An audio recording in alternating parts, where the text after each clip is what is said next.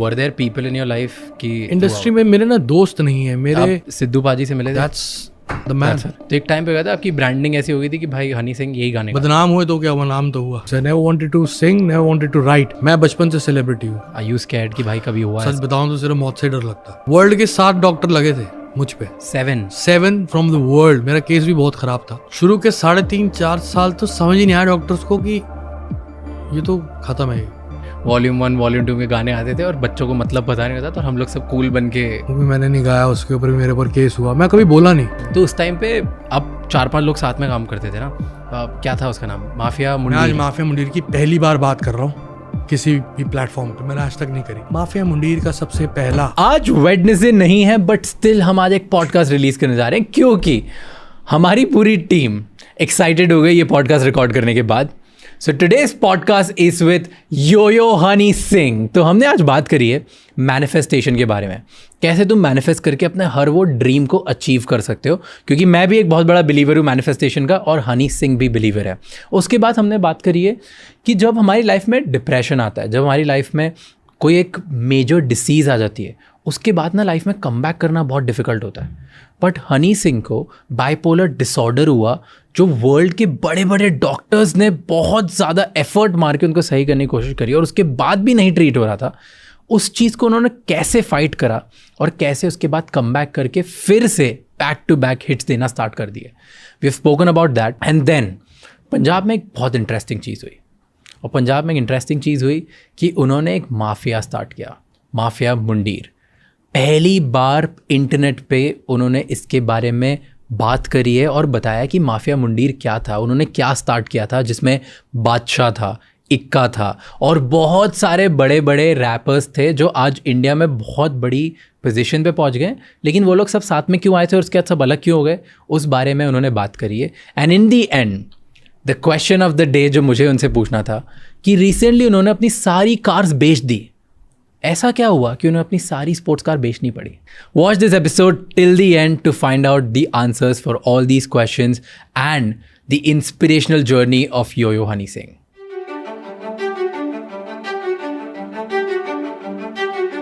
मैं ना फर्स्ट जो फैन बना ना गाने का, दैट वाज इसे कहते हैं हिप हॉप. सो वो मेरे को ऐसा लगता है कि सबसे अंडररेटेड सॉन्ग है क्योंकि उसमें एक लाइन है कि मेरे लिए दुआ करो ग्रैमी लेके आ जाऊँगा. राइट. तो do you believe in manifestation? ऐसे बोल देते हो लाइन्स और ऐसे लेके आने की? बचपन से मैंने ऑन है अभी. हाँ बचपन से मैनिफेस्ट करता आ रहा हूँ चीज़ों को और वो होती आ रही हैं और सब कुछ बढ़िया चलते आ रहा है. तो बड़े बड़े सपने देखे, धीरे धीरे भगवान पूरा करता गया.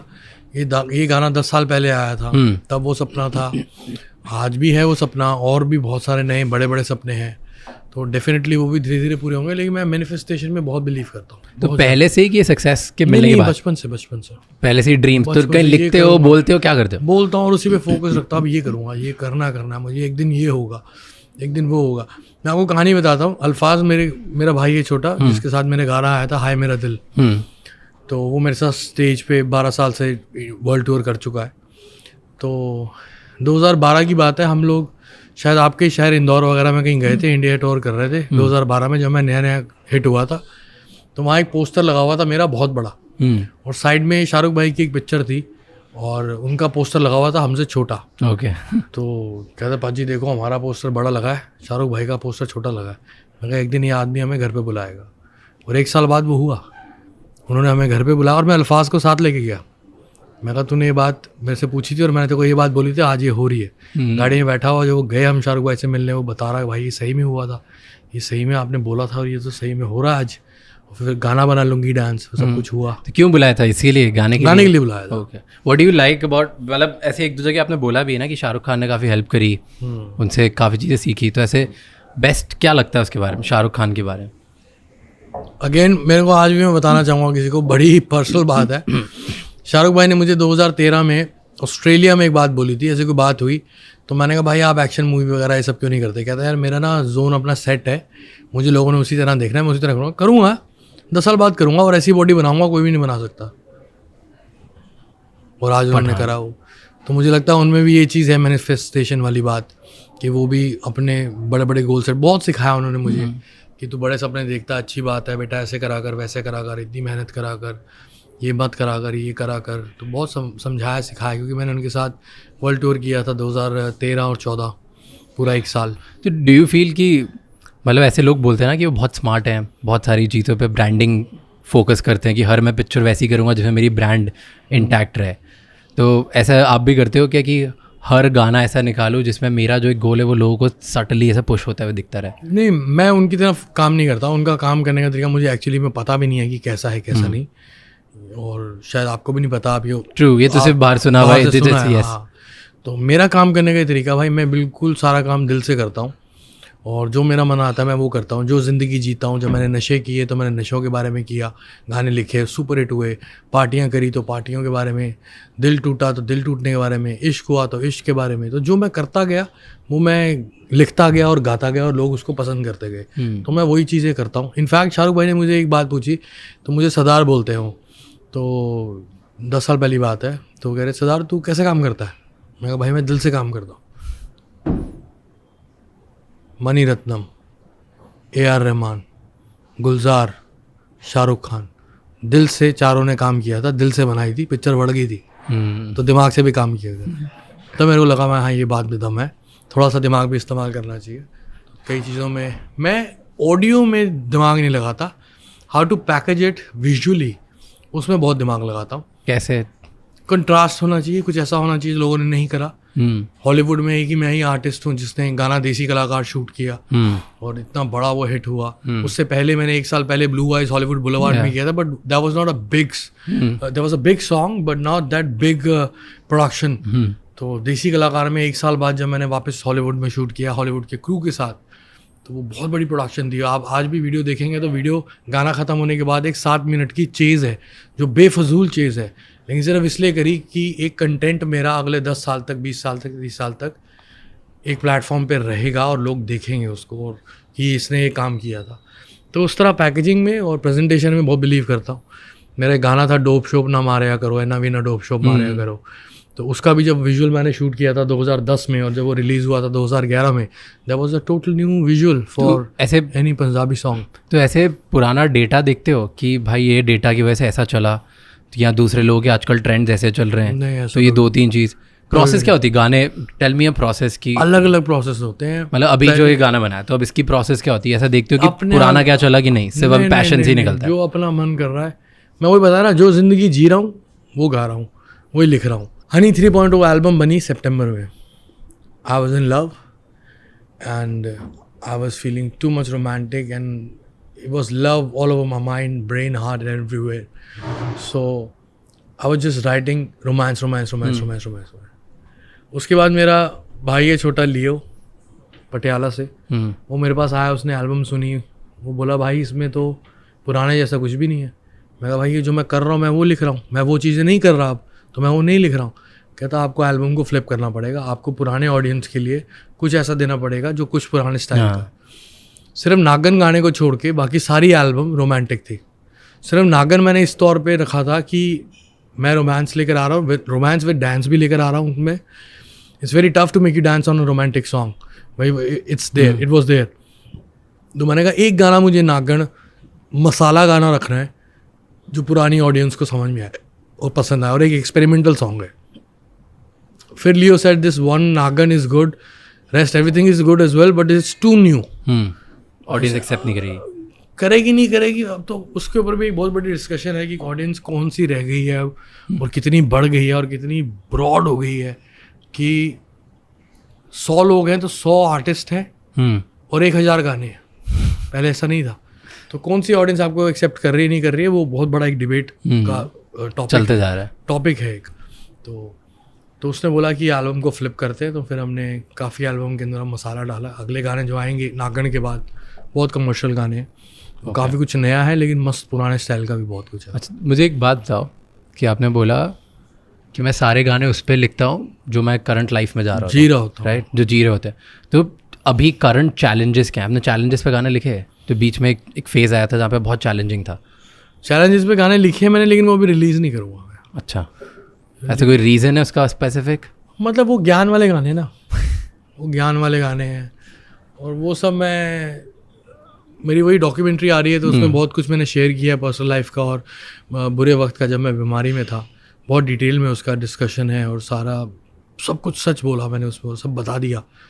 तो वो सब देखेंगे लोग, तो शायद उस डॉक्यूमेंट्री के बाद वो सारे गाने मैं अगर निकालूंगा तो लोग रिलेट करेंगे। अभी तो लोग जानते नहीं हनी सिंह है कैसा। अभी तो हनी सिंह बोलते हैं ये 4 बोतल वोदका पीता है, ये ड्रग्स करता है, ये डबल मीनिंग गाने गाता है, ये पार्टी एनिमल है। मैं वैसा हूँ ही नहीं। वो एक किरदार थे जो आप सब थे, जो ऑडियंस थी, तभी मेरे से रिलेट किया। यार ये तो मेरी बात कर रहा है, यार हम भी अपन ऐसे तो शॉट मारते हैं, यार हम भी तो माल ऐसे ही फूकते हैं। तो तभी जनता ने मुझसे कनेक्ट किया, बट वो मैं नहीं हूँ। तो एक बार जब लोग और मैंने इंटरव्यूज खास दिए नहीं अपनी लाइफ में। अभी मैं पिछले 6 महीने से इंटरव्यूज दे रहा हूँ, जो दे रहा हूँ, नहीं तो मैं देता ही नहीं था इंटरव्यू। तो I was waiting for a platform कि मेरे पास आए और मैं एक कैमरे पे, एक माइक पे सारी कहानी सबको बताऊं, और वो अब डॉक्यूमेंट्री। बट अभी करंट चैलेंजेस क्या है? Like what do you feel कि एज एन आर्टिस्ट आपके अभी क्या है? क्योंकि हनी सिंह का comeback is a challenge. No big challenge. Okay, why do you feel it's a challenge? Don't you feel confidence कि यार आपको तो एक्सेप्ट कर लिया ऑडियंस ने, पता है ऑडियंस के बारे? नहीं पता क्या है, अभी ना गाने मैंने हनी 3.0 से पहले भी कुछ निकाले, कुछ चले नहीं चले। जो नहीं चले वो बहुत नए थे, जो चले वो कुछ पुराने थे, पुराने स्टाइल की चीज़ें थी। लेकिन दुनिया जैसे पागल करी थी ना मैंने 2011, 12, 13, 14 में, वो पागल करनी है वापस से। और जो जेनजी है, जो उस वक्त 8 साल के बच्चे थे, 10 साल के बच्चे थे, अब वो 18-20 साल के हो गए। अब वो अलग आर्टिस्ट को सुनते हैं जिनसे वो ज़्यादा रिलेट करते हैं। हनी सिंह से वो ज़्यादा रिलेट नहीं कर पा रहे, क्योंकि आजकल के ऑडियंस की थोड़ी लिरिकल सेंस नहीं कहूँगा, लेकिन लिरिकल अंडरस्टैंडिंग थोड़ी सी वीक है as compare to the audience जो 10 साल पहले थी। 10 साल पहले ऑडियंस बहुत स्मार्ट थी, लिरिक्स के ऊपर वो फ्लिप करती थी। हल्का गाना दो तो उनको मज़ा नहीं आता। उनको ये नहीं कि सिर्फ ग्रूव डाल दिया और वाइब हो रही है। आजकल एक वर्ड चल रहा है जेनजी में, वाइब है यार गाने में। क्या गा रहा है ये, पता नहीं क्या गा रहा है, बट वाइब है यार गाने में। सो अब वो ऑडियंस है तो कुछ वाइब वाले गाने भी निकालने पड़ेंगे। तो that's a challenge, that's the biggest challenge कि वाइब बनाना is and you focus on lyrics. या लिरिक्स एंड म्यूजिक। सिंगिंग मेरी इतनी खास है नहीं, जो भी मैं तोड़ मोड़ के ऑटो ट्यूनर के साथ गा लेता हूँ वो मैं गा लेता हूँ। बाकी लिरिक्स इज प्राइम। एक बात बताओ, just as a brother, younger brother, I am asking कि जब when you are successful ना, सब सारे फ्रेंड्स होते हैं, right? when you have a downfall, when you're going through a tough phase, लोग आसपास चले जाते हैं, right? but were there people in your life कि who were there with you? नहीं, बहुत सारे लोग, मेरे यारी दोस्ती, मेरे माँ बाप। इंडस्ट्री में कोई फ्रेंड्स है जो रहे? इंडस्ट्री में मेरे ना दोस्त नहीं है, मेरे मेंटोर और गॉड ब्रदर्स रहे हैं, जैसे अक्षय कुमार, शाहरुख खान, बच्चन साहब गॉड फादर रहे हैं। उन्होंने अपने साथ मेरे को खड़े होने का मौका दिया। लोग 30-30 साल से प्लेबैक सिंगिंग कर रहे हैं, बच्चन साहब के साथ खड़े नहीं हो सके, शाहरुख भाई के साथ खड़े नहीं हो सके, नाच नहीं सके। मेरे को इन लोगों ने मौका दिया। तो फ्रेंड्स नहीं है मैं कहूँगा मेरी इंडस्ट्री में, लेकिन ये god brothers and godfathers हैं जिनकी ब्लेसिंग्स बरकरार रही जब मैं बीमार था, जब मैं सीन से आउट था। और आज भी मुझे मैंने बॉलीवुड बिल्कुल नहीं करना था 2022-23 मैं नहीं कर रहा था। मेरा focus independent music scene, Honey Singh अपने गानों पे, अपनी शक्ल पे, अपने म्यूजिक वीडियो पे वापस दुनिया को पागल करेगा, ये मेरा टारगेट था। अक्षय बाजी कॉल्ड मी अब लास्ट ईयर, मेरे को पिक्चर में सेल्फी में तेरा एक गाना चाहिए कि तू अब वापस आ गया है, तो पहले जैसा दिख रहा है, फिट है, खुश है, हैप्पी है, गाने बना रहा है, एक गाना मुझे भी दे। मगर चलो बाजी आपको भी गाना देता हूँ। सलमान भाई ने मुझे मौका दिया। अभी किसी का भाई किसी की जान में मेरा छोटा सा रैप है एक गाने में, गाना पूरा मैंने नहीं गाया, छोटा सा रैप है। उन्होंने बुलाया हैदराबाद, शूट करा, मौका दिया।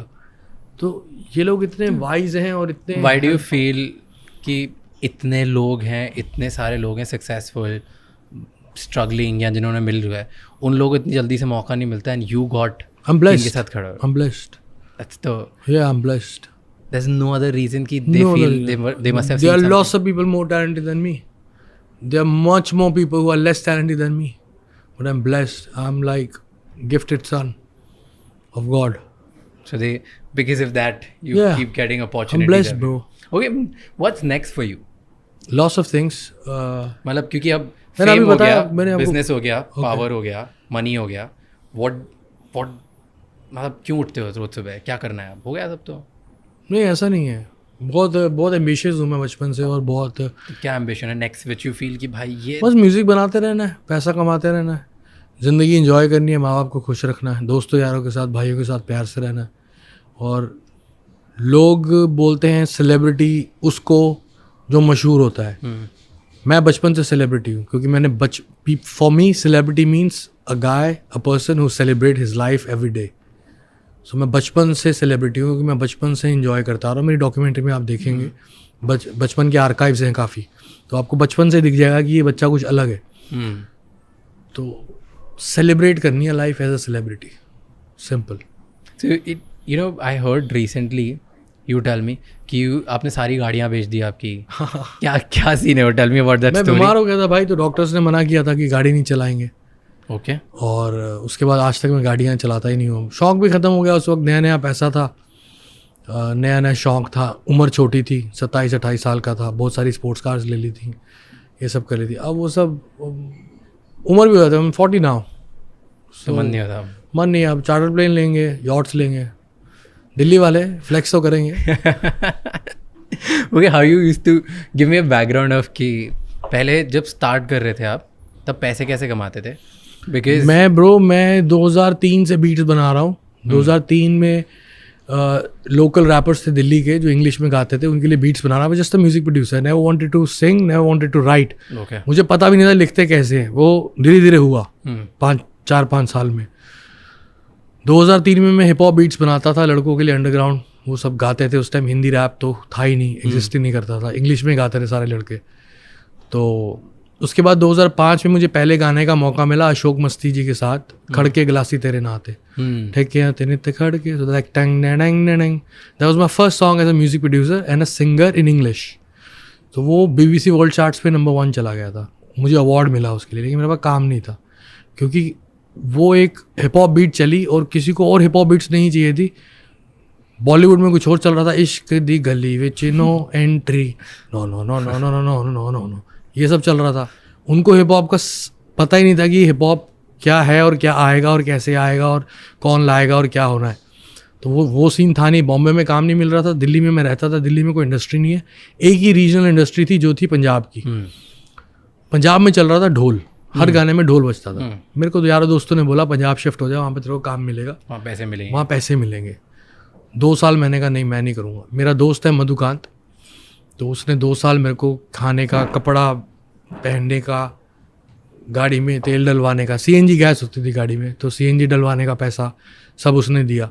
और वो मेरे को समझाता रहा रोज़ कि तू पंजाब जा और वहाँ पे काम कर। मैं भाई मैं ढोल नहीं बजाऊँगा, हम hip hop urban producer, I want to be international. इसे नहीं, तेरे को पैसा तो कमाना है ना, पिताजी कह रहे हैं पैसा कुछ करना है। Then I shifted to Punjab in 2007। Okay. Then I did my first album by the name of Rebirth for a singer called late राज बराड़, जो इस दुनिया में नहीं है। वो एल्बम पंजाब, कनाडा और UK में सुपर हिट हो गई।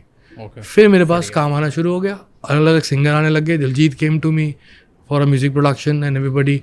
सो उसकी एल्बम बनाई मैंने दिलजीत की as a music producer, rap भी किया उसमें मैंने पंजाबी में उस वक्त में। बहुत सारे सिंगर आने शुरू हो गए। फिर कुछ गाने में ऐसे बनाता था जो बहुत अर्बन थे, लिखना शुरू हो गया था मैं, तो वो कोई गाता नहीं था। उसमें गाना बनाया था मैंने ब्राउन रंग, किसी ने नहीं गाया। फिर मैंने जब गाया, फिर तब से मेरी शुरुआत हुई as a solo independent singer, music producer में था और राइटर और परफॉर्मर की। तब से फिर दुकान चल पड़ी। तो तब वो एक ही एवेन्यू था पैसे कमाने का? हाँ, वो एक ही बस वही था। और अब कितने एवेन्यू से पैसे कमाने का? आप ऊपर वाले की मेहर है, हर तरफ से आ रहा है। But give me an idea of कि कहाँ से एक आर्टिस्ट कैसे पैसे कमाता है? सिर्फ आर्टिस्ट नहीं, मेरे पिताजी ये कहते हैं कि जो आप काम कर रहे हो, जो आपकी मेन दुकान है, उसी को रोज़ खोल के धूप अगरबत्ती करनी है, उसी से पैसा कमाना है। उससे पैसा बचा के कोई छोटी दुकान खोलिए तो उस दुकान पे जाके नहीं बैठना। उससे पैसा कमा के कोई बड़ी दुकान खोलिए तो उस दुकान पे जाके नहीं बैठना, उसी दुकान पे बैठना है जिसने बाकी दुकानें दी हैं। तो मेरा prime focus is music and entertainment. मैं सारा पैसा यहीं से कमाता हूँ, मेरा फोकस भी यही है। बाकी कुछ इन्वेस्टमेंट्स हैं बिजनेसेस में, वो सब चलती रहती हैं, वो इतना इंपॉर्टेंट ही है। दैट्स जस्ट लाइक कि ग्रो हो रहा है, चलो हाँ सब कुछ ग्रो हो रहा है। But definitely I want next year probably I gonna start as a producer for films, और उस पर काफ़ी काम चल रहा है। Okay, tell me Punjab.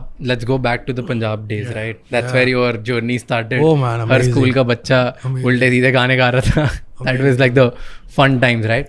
तो उस टाइम पे आप 4-5 लोग साथ में काम करते थे ना, क्या था उसका नाम? माफिया मुंडीर। तो वो क्या था? What was it? ऐसा कुछ नहीं, 4-5 लोग बिल्कुल कभी भी साथ में नहीं काम किए। और माफिया मुंडीर पंजाब से शुरू हुई, और उसमें कौन लोग थे, था क्या वो, लाइक व्हाट वाज इट? एक प्लेटफॉर्म बनाया था मैंने, कोई बैंड नहीं बनाया था। ओके। माफिया मुंडीर में जो बाकी लड़के जुड़े वो सब दिल्ली से जुड़े, पंजाब से नहीं जुड़े। पंजाब से जुड़े अल्फाज, एक जे स्टार लड़का होता था, एक मनी हौसला लड़का होता था, एक लड़का था निंजा, जो आज भी निंजा के नाम से बहुत मशहूर सिंगर है।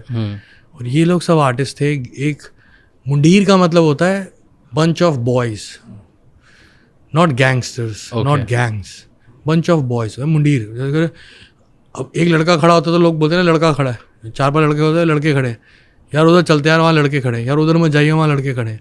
तो पंजाबी में बोलते हैं मंडीर खड़ी है।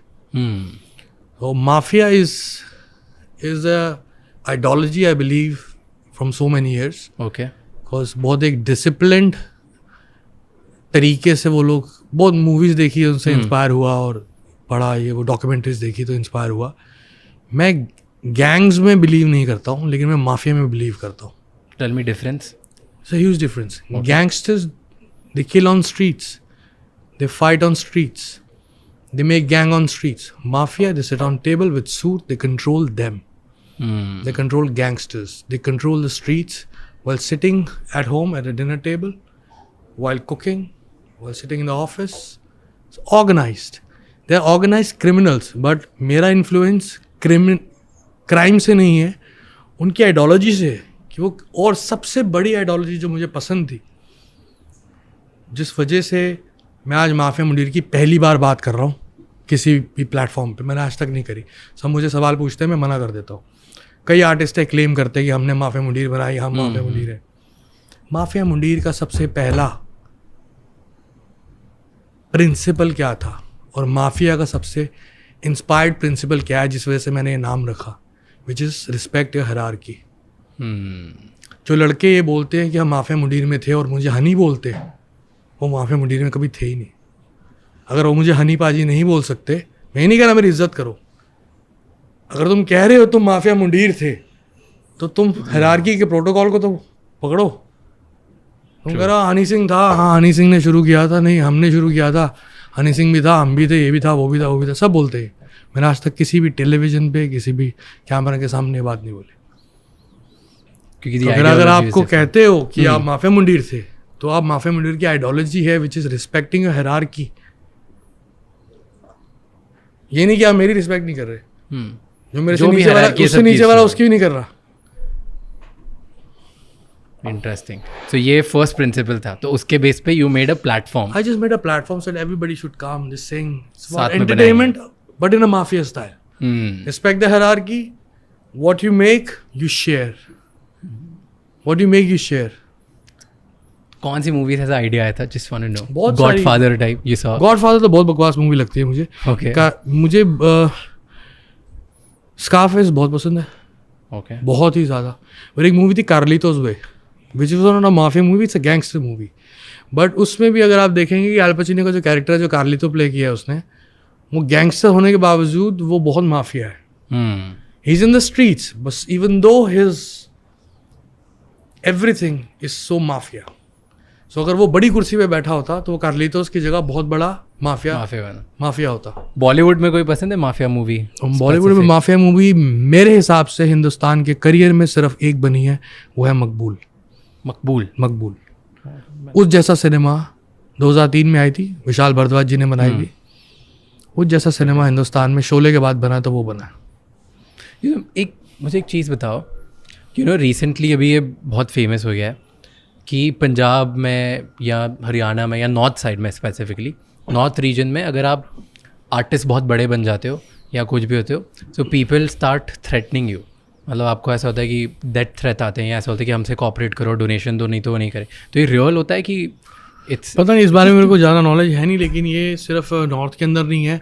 हाँ, इट वर्ल्ड वाइड। बॉम्बे में कितने कॉन्ट्रैक्ट किलिंग्स हुई हैं 90s में, you know it. Everybody is like, बहुत बुरा हाल था यहाँ। तो सिर्फ म्यूज़िक इंडस्ट्री या फिल्म इंडस्ट्री की नहीं बात, बिल्डर्स किसी को नहीं छोड़ा इन लोगों ने। तो are you scared, like have you ever thought about it कि that are you scared कि भाई कभी हुआ ऐसा? यार मौत से तो डर लगता है, और सच बताऊं तो सिर्फ मौत से ही डर लगता है, और किसी चीज़ से नहीं डर लगता, कुछ भी किस सिर्फ मौत से डर लगता है। ऐसे कभी कुछ हुआ है इंसिडेंट? नहीं अभी तक। नहीं ऐसा कुछ तो नहीं हुआ, Okay. लेकिन मौत देखी है नज़दीक से काफ़ी बार। इलैबोरेट अगर आपको बता रहे हो तो कोई था यार, वो बड़ा डार्क फेस था, मैं बात नहीं करना चाहूँगा। जब मैं 7 साल बाइपोलर डिसऑर्डर और साइकोटिक सिम्टम्स में घर पर रहा हूँ 5.5 साल, तो वो बहुत, मतलब मैं तो एक वक्त पे मौत से इतना डर के भी फियर में चला गया था मैं। फियर सिम्टम्स आते रहे बहुत ज़्यादा, इस लाइट से भी डर लग रहा है, झूमर से भी डर लग रहा है, ये हो जाएगा, वो हो जाएगा, ये हो जाएगा। तो ऐसा लगता था कि होता था कि यार मौत ही आ जाए। तो ऐसा भी हुआ, लेकिन फाइनली वापस है, जाको राके साइयाँ मार सके ना कोई। You know, I have seen that very closely as well, because one of my like very close family members have gone through the phase of this, and in I think one of your interviews you've spoken about कि you used to take a medicine called Shizopin. Yeah, so I've seen that. मैंने उसका repercussions देखे हैं, उसके consequences देखे, so I can understand what you were going through because I've seen such. मेरी documentary में मेरे हिसाब से तकरीबन 12 से 15 मिनट का पूरा सेशन है, जहाँ पे मैं दवाइयों के बारे में बता रहा हूँ और अपने एक्सपीरियंस उसके बता रहा हूँ। और मुझे लगता है कि जितने भी बच्चे मेंटल हेल्थ से वर्ल्ड वाइड जूझ रहे हैं और उसको फेस करें, कोई चीज़ समझ में नहीं आती। वर्ल्ड के 7 डॉक्टर लगे थे मुझ पे, 7 फ्रॉम द वर्ल्ड। मेरा केस भी बहुत ख़राब था, केस बहुत ज़्यादा ख़राब था मेरा। और शुरू के 3.5-4 साल तो समझ ही नहीं आया डॉक्टर्स को कि ये तो, इसको बस दवाई खिलाते रहो, सुलाते रहो और खाना खिलाते रहो, दैट्स इट, खत्म है, खत्म। सम How did you come back? Like what? धीरे धीरे हुआ यार, अपने आप डॉक्टर चेंज हुआ मेरा, मेरी लाइफ में कुछ बदलाव हुए बहुत अच्छे। माँ बाप की दुआएं थी, दोस्तों भाइयों की दुआएं थी, फैंस की दुआएं थी कि वापस मेरे को लाना चाह रहे थे। धीरे धीरे ठीक हो रहा था, धीरे धीरे ठीक होने के बावजूद बीच बीच में कुछ गाने बना रहा था।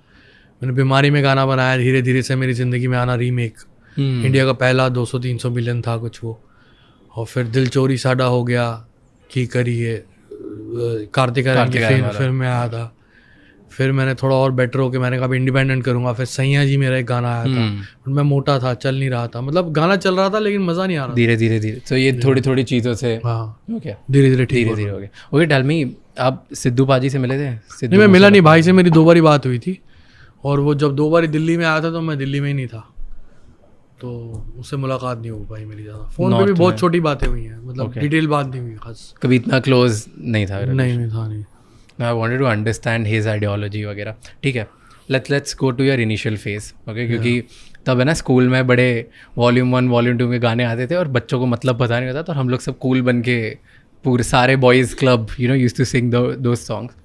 तो एक टाइम पे गया था आपकी ब्रांडिंग ऐसी हो गई थी कि भाई हनी सिंह यही गाने गाते हैं, राइट, कि हनी पाजी हैं तो मतलब वो यही करेंगे और यही गाने गाते हैं।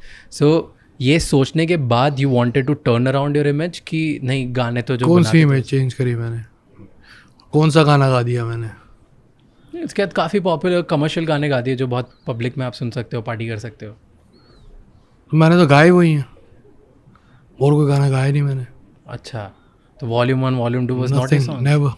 ओह, तो मैं गाए हुई। तो उसके साथ एसोसिएशन क्या था? एसोसिएशन इसलिए हुई क्योंकि एना वीना डोप शो मारा करो, बिकनी में लड़की यॉट पे नाच रही है और मैं उसमें बोल रहा हूँ चक्को चक्को चक्को कोई फ्रेश नहीं हो मिलना।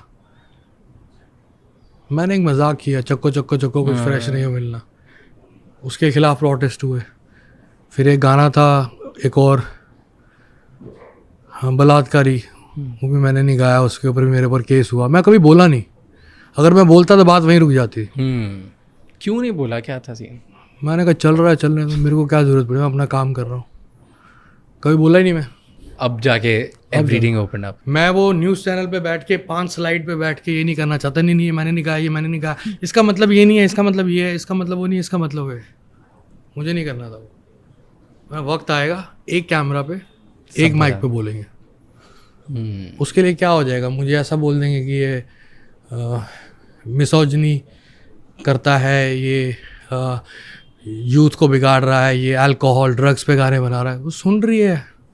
मैंने लड़कियां देखी चरस भरती हुई 2009 में दिल्ली में, मैं चंडीगढ़ में रहता रहा, मैं दिल्ली आता था तो वो चरस भर रही होती थी। तब मैंने गाना लिखा था एना वीना डोप शोप मारा करो। मैं उस लड़की को मना कर रहा हूँ कि ये डोप शो मत करा कर, लेकिन हनी सिंह बनाता है गाने डोप शो, गा लो भाई, प्रमोशन दे रहे हो तुम।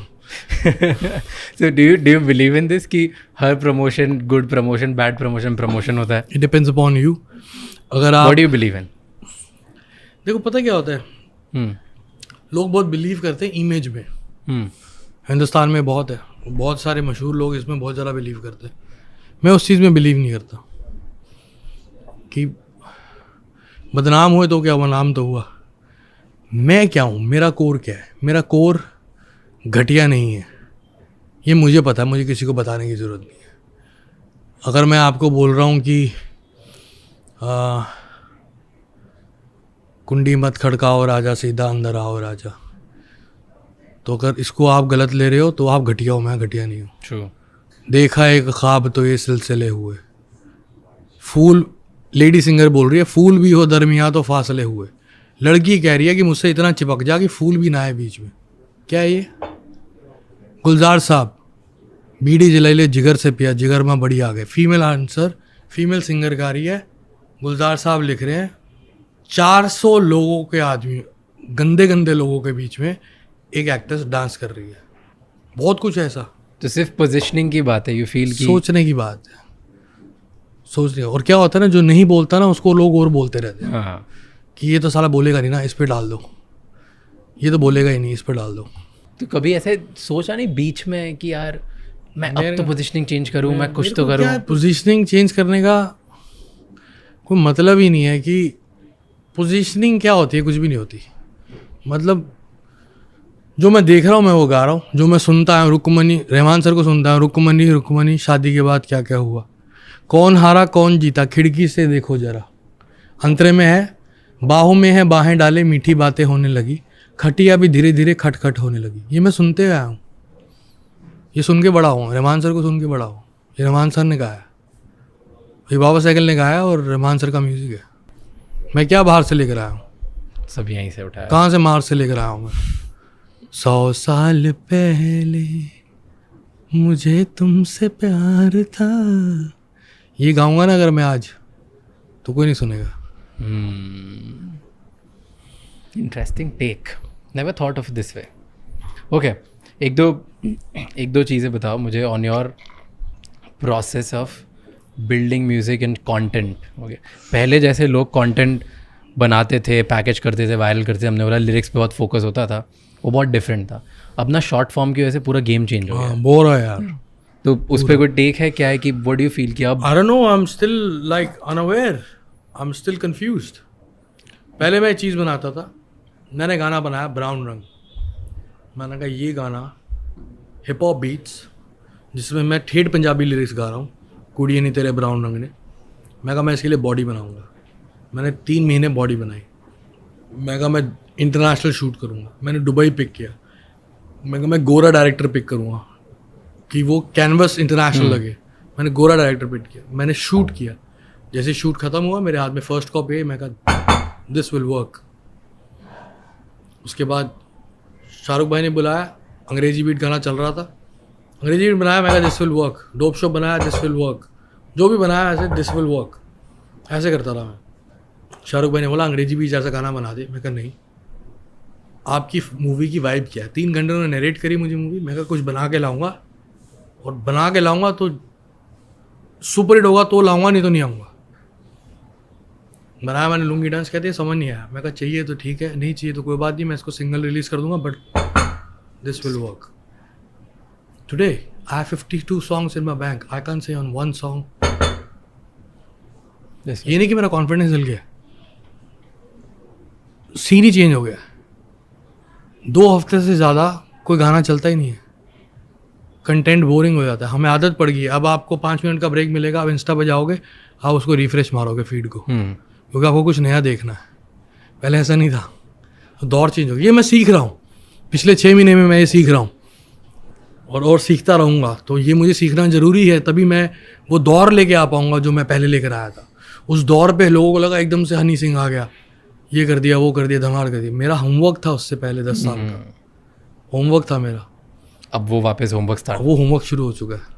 यू नो, बट ये बहुत ट्रू है कि इंडियंस को, ये बहुत सही लाइन बोली कि इंडियंस को जब भी आप वेस्टर्न कल्चर दिखाते हो लेकिन इंडियन बातें करते हो ना, चलता है राइट. यूजुअली पहले सॉन्ग्स में भी ऐसा होता था कि आपके सॉन्ग मोस्टली ऐसे ही चले कि वाइब बाहर की है लेकिन गाने लिरिक्स इधर के राइट. और ये ब्रांड्स में भी चलता है. मैं एक ब्रांड के बारे में बताता हूँ.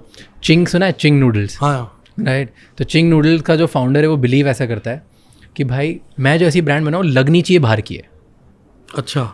चिंग नूडल्स बोले वो इंडिया में तभी चलेगी जब लोगों को लगेगा कि बाहर की ब्रांड है. वो इंडिया की बनी हुई इंडियंस की रही है लेकिन बाहर की ब्रांड है. अच्छा. मतलब ऐसा वाइब आना चाहिए. अच्छा. और वो चल गई. वो ऐसे उसने और बहुत सारे प्रोडक्ट्स बनाए जो बाहर का वाइब देते हो इंडिया में. तो सेम आपका भी वो आइडियोलॉजी था. अब चलता है वैसा नहीं? सब चलता है. मैंने मेक्सिको में शूट किया. Naagan is a song which is very ठेठ पंजाबी. 3 लोगों से मैं इन्फ्लुएंस्ड हूँ. A Rahman sir, Apache Indian और अमर सिंह चमकीला. इनसे, इनकी पर्सनालिटी से, इनके म्यूज़िक से, इनके लिरिक्स से बहुत इन्फ्लुएंस्ड हूँ. तो मैंने इस गाने में नागन में अमर सिंह चमकीला का वोकल टेक्सचर कॉपी करने की कोशिश करी है और उसको मैंने ठेठ पंजाबी स्टाइल में गाया है. तो मैं रोमांस की एक लड़की की तारीफ़ की बात कर रहा हूँ कि मुझे तो बहुत पसंद है, तू मेरी नागन है. तो बहुत जहरीली है, मतलब मैं भी बहुत जहरीला हूँ, तू भी बहुत जहरीली है, तू मेरी नागन है. तो बट इसको मैंने शूट किया है मेक्सिको में with 70 girls in bikini. Total different visuals. So this is like what I want to present, like कि मेरी साउंड, मेरे लिरिक्स उस विजुअल पे जमते हैं. मैं ब्राउन रंग में कह रहा हूँ उरे आ तैनू एक गल समझावा माड़े पुरजे नू कदी हथ मैं ना लावा. ठेठ पंजाबी लाइन है कि भी ना मेरी साधारण सी लड़की मुझे पसंद नहीं आएगी. मैं तेरे को ये बात समझा रहा हूँ, मुझे तो तू ही पसंद आएगी. But I am singing in a canvas where Bugatti is behind me and this international style picked it up. I do shows in Hyderabad, Bangalore, Kolkata, Chennai. They sing these lines. उनको पता भी नहीं इसका मतलब. इतनी ठेठ Punjabi line है. तो वही मैंने कोशिश नागड़ में भी करी है. ठेठ पंजाबी रखा है इसको. तो last 2 questions okay on this कि if you look at America right. तो जैसे उनके वो जो उन्होंने सॉन्ग्स बनाए वो ग्लोबल सॉन्ग्स बन गए राइट. इंडिया में ऐसे नहीं हुआ अभी तक हमने कि बहुत ग्लोबल सॉन्ग बनाए एक्सेप्ट फॉर पंजाबी म्यूज़िक. कुछ पंजाबी म्यूज़िक है जो अब ग्लोबली बनते जा रहा है. तो ये स्ट्रैटेजी इसके लिए थी कि मैं ग्लोबल अप्रोच दिखाऊंगा तो मैं वर्ल्ड वाइड मेन स्ट्रीम बनूंगा. ज़िंदगी में मेरा first priority is what my 1.5 billion brothers and sisters. I don't give a fuck to international music scene. I'll be in international music scene as a music producer, but not as a singer. Because मेरे को अंग्रेज़ी इतनी बढ़िया उनकी लिखनी आती नहीं, बातें उनकी बातें पता नहीं मुझे अपनी बातें पता है, लोकल बातें. तो कभी भी उनका स्टाइल या उनको इम्प्रेस करने का मेरा तरीका नहीं था. मेरा ये थॉट था कि देसी लड़का दिल्ली का लोअर मिडिल क्लास का धीरे धीरे यहाँ तक पहुँच के इस बड़े कैमरा, इस बड़े शहर, इस बड़ी कंट्री में, इस बड़े सेटअप में शूट कर रहा है लेकिन बातें कर रहा है रोटी और भिंडी की. एक काम करो, देसी कलाकार रोटी और भिंडी की बातें कर रहा है. तो मैंने कोई पिज्ज़ा की बात नहीं करी, हालांकि पड़ा हुआ है यहाँ पे. मैंने रोटी भिंडी की बात करी. तो मेरे को कभी गोरत को मैं कभी तवज्जो ही नहीं देता. पर ऐसे हम लोग ऐसे क्या करें कि अपना म्यूज़िक अब ग्लोबल हो जाए. बिकॉज देखो हम लोग ग्लोबल हैं.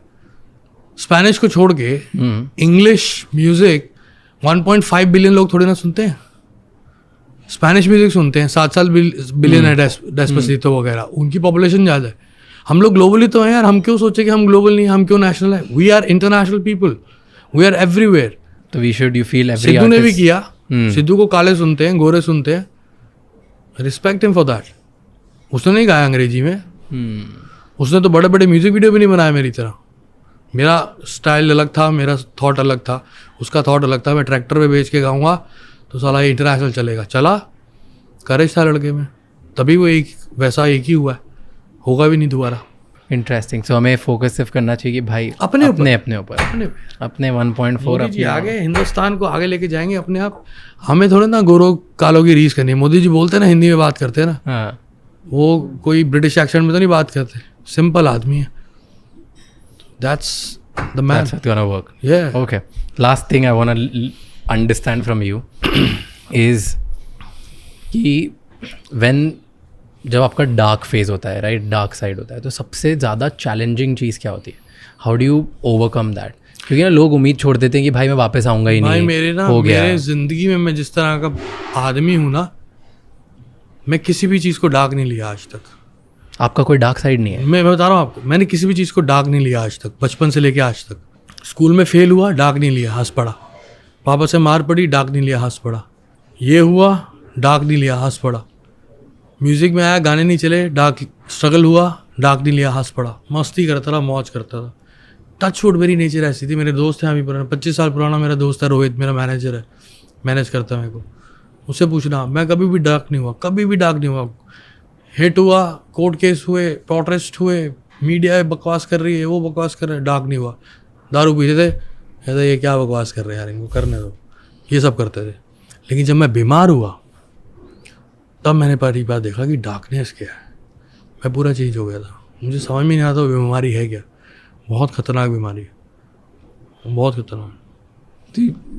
सो यू आर टेलिंग मी कि आपने कभी किसी चीज़ को डार्कनेस ऐसे लिया नहीं अनटिल अनलेस ये पर्सनल बाइपोलर डिसऑर्डर जब हुआ था कि बिकॉज यू सेड कि आप कभी डार्क नहीं हो, कभी आपने माना नहीं कि ये डार्क नहीं हुआ, लो नहीं हुआ, लो नहीं हुआ, कभी वो साइड नहीं था। मैं उसके अलावा एक सेकंड चीज़ पूछ रहा हूँ कि डू यू फील कि खुद की कोई एक चीज़ है जो ऐसा लगता है कि यार अगर मैंने इसको एम्ब्रेस नहीं करी तो मैं लो रह जाऊँगा लाइफ में, या खुद से किसी चीज़ से डर लगता है कभी कि मैं या तो मे बी मतलब आई डोंट नो, मैं ड्रिंक बहुत ज़्यादा करता हूँ, स्मोक बहुत। मैं एक चीज़ करता हूँ जिसके लिए मेरे को सब रोकते हैं, मेरे माँ बाप के अलावा, मेरी बहन के अलावा, वो मैं करता हूँ बहुत सारे लोगों पे विश्वास। सिर्फ 3 लोग मुझे नहीं रोकते, ओके, हर दुनिया रोकती। सर आप इस पे मत किया करो, भाई इस पे मत किया करो। मैं उससे भी नहीं डरता, मैं फिर करेंगे। टूटा भी विश्वास, फिर करेंगे। मैं किसी भी चीज़ पे नहीं ऐसा नहीं सोचता, कुछ नहीं ऐसा किसी चीज़ से डरने। कीप ट्रस्टिंग पीपल, आगे बढ़ के करते जाओ काम। Cool, okay, thanks brother, thank you so much. Okay, one last thing like fun on the fun side I have कि जितने हिप हॉप आर्टिस्ट अभी तक हमारे पास आए पॉडकास्ट पे सब चश्मा पहन के आते हैं, ऐसे क्या सीन है? भाई मैं तो देख, मैं सोता हूँ सुबह 8 बजे, ये सूजी हुई है मेरे, मैं दारू दूरू नहीं पीता अब, लेकिन ये सूजी पड़ी है मेरी। और क्या है कि मैं सुबह सोता हूँ 8 बजे और शाम को उठता हूँ 4 बजे। आज सुबह 8 बजे सो के सुबह का 10 बजे का उठा हुआ हूँ। मैं चश्मा खास पहनता नहीं हूँ, लेकिन अब पहनना पड़ता है, कोई नींद नहीं मिलती तो ये सूजी आती हैं। अभी भी नशे करके बैठा हुआ है, देखो हनी सिंह इंटरव्यू में। Okay, so that's the only reason. For me that's the only reason. सारे आर्टिस्ट पहन के आते होते हैं, मैंने सबको देखा। स्टाइल होंगे भाई, मेरा स्टाइल नहीं है ये। मेरे को बस ये है कि यार आंखें मेरी सूजी है। इरफान भाई अभी स्टॉप ड्रिंकिंग कंप्लीटली? हाँ, मतलब ओकेजनली कभी कभी पी लेता हूँ, लेकिन पीछे वक्त तो मैं बिल्कुल भी नहीं की। और बाकी दूसरा सूखे नशे तो 9 साल हो गए बिल्कुल। वो तो दैट यू वो तो वेरी ओपन अबाउट इट, हाँ, बंद कर दिया। पर ऐसा होता था कभी आप ड्रिंक करके शो पे जाते थे? नहीं, मैं पहले बिल्कुल नहीं जाता था। मेरे साथ एक हुई थी इंसिडेंट, वो मेरी डॉक्यूमेंट्री में है। वो इंसिडेंट बहुत ज़बरदस्त कि जब मैं नाचता था लोगों को लगता है नशे करके चढ़ा हुआ है, एनर्जी इतनी होती थी मेरे। वो एक सक्सेस का नशा। मेरा म्यूजिक वाइल्ड है, मेरे लिरिक्स वाइल्ड है, ऊपर से 10,000 ऑडियंस आपके सामने कूद रही है पागलों की तरह, तो एक वो एनर्जी वापस आती थी। तो लोगों को लगता है नशे करके चढ़ा। मैं कभी भी नशे करके नहीं चढ़ा। एक इंसिडेंट ऐसा हुआ, वो मैंने डॉक्यूमेंट्री में बताया कि मैं पहली बार दारू पी के स्टेज पे चढ़ा तो चढ़ा क्यों। दारू पी के मैं करता नहीं कभी परफॉर्मेंसेस वगैरह का, गाता भी। दूसरे आर्टिस्ट करते हैं ऐसे यूजुअली पीपल? पता नहीं भाई, मैं बाकी आर्टिस्टों के साथ ना रहता ना ज़्यादा, मुझे को पता ही नहीं। कुछ नहीं ऐसा, ऐसे ही परफेक्ट। चलो, thanks brother, thank you so much, thanks for doing this. Thank you so much for watching this episode till the and. ये एपिसोड ना हमारे बाकी एपिसोड से थोड़ा सा डिफरेंट था, बट आई होप आपको अच्छा लगेगा। प्लीज़ कमेंट में हमें बताओ कि आपको इस एपिसोड में क्या अच्छा लगा और क्या गंदा लगा, ताकि हम उससे इम्प्रूव करें और अगले एपिसोड इससे बेटर लेके आएँ। हमारा गोल फिगरिंग आउट पे सिर्फ एक है, how do we achieve big dreams and how do we make you achieve those big dreams as well by asking right questions to all the dreamers जिन्होंने बहुत बड़े बड़े काम किए। So please like, share, subscribe, comment, और इस episode के बारे में, इस पॉडकास्ट के बारे में हर किसी को बता दो और किसी एक इंसान से शेयर करो जिसकी ये हेल्प करेगा। Thank you so much. Until the next episode, keep figuring out.